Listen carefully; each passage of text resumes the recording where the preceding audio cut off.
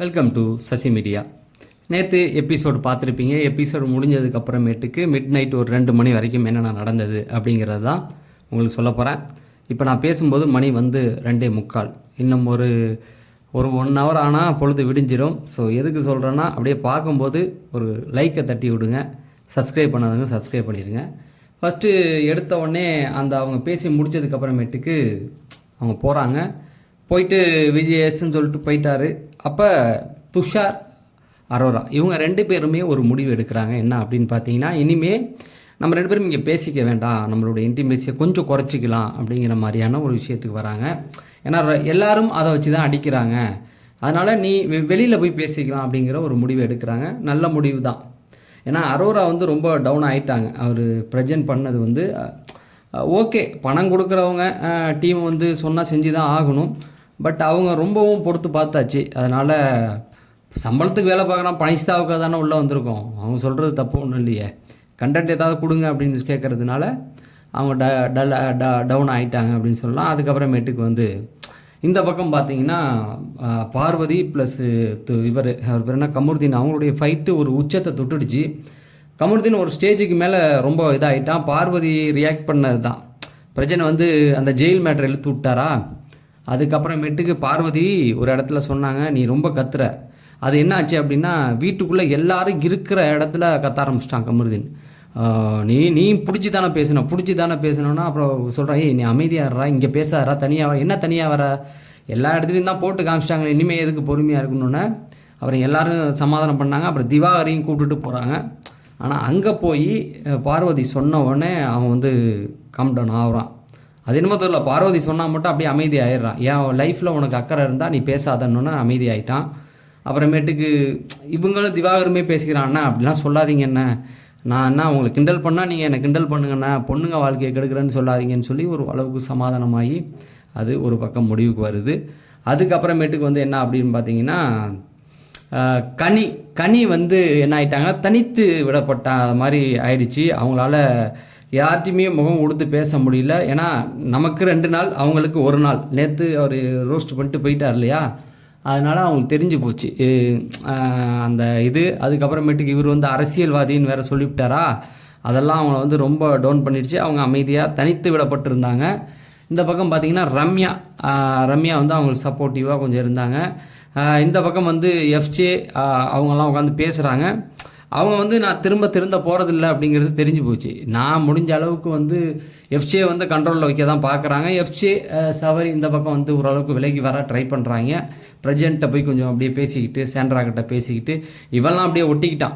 FJ வந்து திவ்யாகிட்டையும் போய் பேசுகிறான், இவங்ககிட்டையும் பேசுகிறான், ஏதோ ஒரு ஆளே ஒட்ட பார்க்குறான்.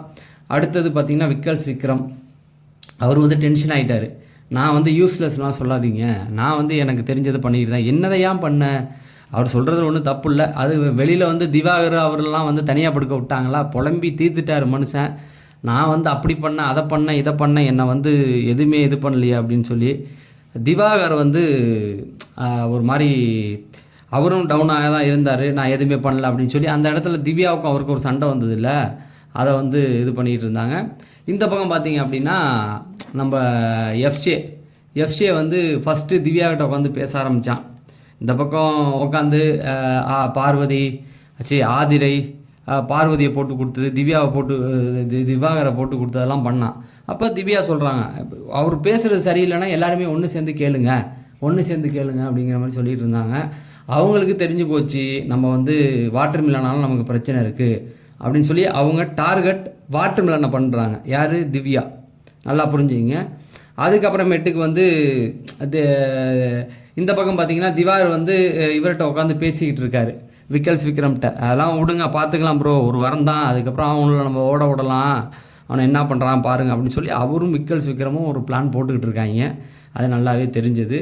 அதுக்கப்புறமேட்டுக்கு பார்த்திங்கன்னா சாண்ட்ரா அவங்கெல்லாம் ஒரு ஆதிக்கம் அப்படியே அவங்கள சுற்றி வந்துருச்சு அப்படின்னு தோணுது. ஏன்னா வீட்டில் இருக்க எல்லாருமே ஒன்று கூடி அவங்கக்கிட்ட பேச ஆரம்பிச்சிட்டாங்க. அந்த பிபி ஹவுஸில் இருக்கிற எல்லாருமே சுற்றி உக்காந்துட்டாங்க கதை கேட்குறது. எஃப்ஜே வந்து சாண்ட்ராவோடைய நகையெல்லாம் எடுத்து போட்டுக்கிட்டு சுற்றுறது. திவ்யாவா ரம்யா ஜோ என்ன பண்ணுறாங்க, போயிட்டு அப்படியே கொஞ்சம் மாதிரி பேசிக்கிட்டு இருந்தாங்க. அரோரா கொஞ்சம் டல்லாக இருந்தாங்க. அதுக்கப்புறம் அவங்களும் கேஷுவலாக பேச ஆரம்பிச்சிட்டாங்க. ஸோ அந்த மாதிரியான விஷயங்கள் நிகழ்வுகள் அப்படியே போயிட்டுருக்கு. அதாவது அவங்க வந்து தன்னுடைய ஆதிக்கத்தை எடுக்கிறதுக்கு வாய்ப்பு இருக்குது அப்படின்னு தோணுது. இந்த பக்கம் பார்த்தீங்கன்னா அமித் அமித் என்ன பண்ணிட்டார் அப்படின்னா கரெக்டாக அவர் டார்கெட் பண்ணுறது கனியை. ஸோ அதை வந்து கரெக்டாக சொன்னார். இந்த பக்கம் திவ்யா வந்து திவாகரை பண்ணுறாங்க. அமித் வந்து கரெக்டாக கனியை டார்கெட் பண்ணுறாரு, நல்லாவே தெரியுது. என்ன அப்படின்னா இவங்களை அடித்தோம்னா இவங்களுக்கு எதிராக இருக்கிற ஓட்டுகள் நமக்கு வந்துடும் அப்படிங்கிறத அவங்க கேமை வந்து ஸ்டார்ட் பண்ணிட்டாங்க. திவ்யா வந்து ஃபஸ்ட்டு கானா வினோத்துக்கிட்ட ஒரு மாதிரி பேசிட்டு போனாங்களா, அப்படியே எல்லார்ட்டையுமே வந்து பட்டுப்படாமல் அது கமருதீன்ட்டையும் கூப்பிட்டு பேசுனாங்க. அதாவது கேமரா இங்கே எல்லா இடத்துலையும் இருக்குது அப்படிங்கிற மாதிரி சொன்னாங்க. அதாவது இவங்களும் அவர் கூட நடிச்சிருக்காங்க, புரியுதுங்களா உங்களுக்கு? இவங்க வந்து இதை பற்றி ஒரு வீடியோ நான் போட்டிருக்கேன் ஆல்ரெடி. இவங்களும் வந்து அவர் கூட நடிச்சிருக்காங்க. அது வந்து இவர் வந்து மீன் பண்ணார்ல என் கூட பேர் பண்ணவங்க அப்படின்னு. இது என்ன பிரச்சனைனா, விஷயம் தெரிஞ்சவனுக்கு ஓகே, தெரியாதவன் என்ன பண்ணுவான், இவங்க கூட யாரெல்லாம் பேர் பண்ணாங்களோ அவங்களெல்லாம் சந்தேகம் நினைப்பாங்க. நமக்கு தெரியாதுங்க, சீரியல் பார்க்குற லேடிஸ் இருக்காங்கல்ல அவங்களுக்கு தெரியும். இவனை வந்து இப்போ மகாநதி சீரியலில் இவன் ஒருத்தவங்க கூட பேர் பண்ணுறான். இப்படி ஒரு சீரியலில் இருக்கும்போது அவங்க என்ன நினைப்பாங்கன்னா இவங்க கூட இருந்திருக்குமோ, அவங்க கூட இருந்திருப்போம்னு நினைப்பாங்கள்ல. அதெல்லாம் வந்து சொன்னாங்க, கொஞ்சம் டீசெண்டாக பேசியிருக்கலாம் அப்படிங்கிற மாதிரி அவங்களுக்கு வந்து அட்வைஸ் சொன்னாங்க. ஆக ஒயில்ட் கார்டால் என்ன தாக்கம் வந்தது அப்படின்னு பார்த்தீங்கன்னா, வியானா பயந்து போயிட்டாங்க. வியானா வந்து என்ன இப்படிலாம் பண்ணுறாங்க ரூடா அப்படின்ற மாதிரி. அரோரா பயந்துட்டாங்க. அதுக்கப்புறமேட்டு கனிலாம் உடஞ்சிட்டாங்க. அது நல்லாவே தெரியுது. சபரியெல்லாம் பயந்து போய் சுற்றிக்கிட்டு இருக்கான். ஆனால் எல்லாருமே அவங்களுக்கு தெரிஞ்சவங்க, போனவங்க எல்லாருமே அவங்களுக்கு தெரிஞ்சவங்க. இருந்தாலும் அப்படியே எஃப்ஜே எல்லார்ட்டையும் ஒட்டிக்கிட்டு இருக்கான். அதில் கேஷுவலாக இருந்தது விக்ரம்லாம் மனசு உடஞ்சி போயிட்டாப்புல. பார்வதி போய் அட்வைஸ் கேட்டுக்கிட்டு அப்படியே எல்லாருமே. திவாகரை மட்டும் ஒன்றுமே பண்ண முடியலங்க. அவர் பாட்டுக்கு ஜாலியாக, என்னப்பா நம்மளை எப்படி சொல்லிட்டாங்க, நம்ம ஸ்ட்ராங் பிளேயர் தானேப்பா, நம்மளை ஏன் அப்படி சொல்கிறாங்க அப்படின்ற மாதிரி அவர் ஜாலியாக அவர் கேரக்டரை விட்டு அவர் வெளியில் வரலைங்க அப்படிங்கிறது தான். அவரை ஒன்றும் பண்ண முடியாது. ஏன்னா எது சொன்னாலும் அவர் காதில் விழுவாது அப்படிங்கிறதுனால அவரை ஒன்றுமே பண்ண முடியாது. ஸோ அவருடைய கேம் நாளைக்கு வந்து ஸ்டார்ட் ஆகும். அவர் சொல்லிட்டாரு, இருக்கட்டும்ப்பா ஒரு 2-3 நாள் ஆகட்டும் பார்த்துக்கலாம் அப்படிங்கிற மாதிரி. அதனால் திவ்யாவுக்கும் அவருக்கும் நல்லா முட்டிக்கும் அப்படிங்கிறது தான். இன்றைக்கி திவ்யா கேப்டனாக இருக்காங்க. திவாகரை தான் டார்கெட் பண்ணுறாங்க தெரிஞ்சு போச்சு. அதனால் திவாகர் திரும்ப ஜென்மம் அப்படிங்கிறதுக்கு சாண்ட்ராவிட்ட போய் சொல்கிறாரு, ஒயில்ட் கார்டில் நிறையா பொண்ணுங்க வருவான்னு எதிர்பார்த்தேன், என்னக்கா யாருமே வரல. ஐயோ இந்த ஆள் திருந்தவே மாட்டான் போல அப்படின்னு சொல்லிட்டு அப்புறமேட்டுக்கு விக்கல் சொன்னாப்புல, ஐயோ நம்ம 4 பேர் வெளில கொடுக்குறோம், யார் தம்பி, நான் சுபிக்ஷா, அரோரா, நீ நான் என்ன நம்புகிறேன்.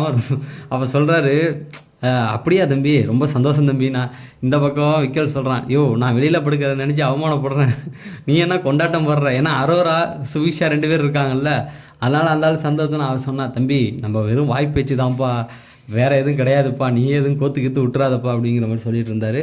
ஆக மொத்தம் ஒரு மாதிரி நைட்டே வந்து 2 மணி வரைக்கும் கலகலப்பாக தான் போயிட்டுருக்குது. ஆனால் என்னென்னா எனக்கு வந்து குரூப்பீஸ் இதை உடைக்க வந்தேன்னு சொன்ன இவங்க பின்னாடி ஒரு குரூப் சேர்ந்துருமோ அப்படிங்கிற மாதிரி. அதாவது சாண்ட்ரா ப்ளஸ் இவங்க பிரஜன், திவ்யாலாம் ஓகே தான், அவங்களாம் தனியாக தான் இருக்காங்க, அவங்கள எங்கேயுமே அதிகமாக பார்க்க முடியல. நம்ம அமித் பொறுத்த வரைக்கும் அவர் பாட்டுக்கு தனியாக எல்லாருக்கும் அவர் அட்வைஸ் போட்டுக்கிட்டு இருக்காரு. ஆனால் கருத்தான பாயிண்ட்டாக வைக்கிறாரு. அது பொதுவாகவே எல்லாருக்கும் யூஸ்ஃபுல்லாக இருக்கிற பாயிண்ட்டை தான் உள்ளே வைக்கிறாரு, பார்க்கலாம் அப்படிங்கிறது தான்.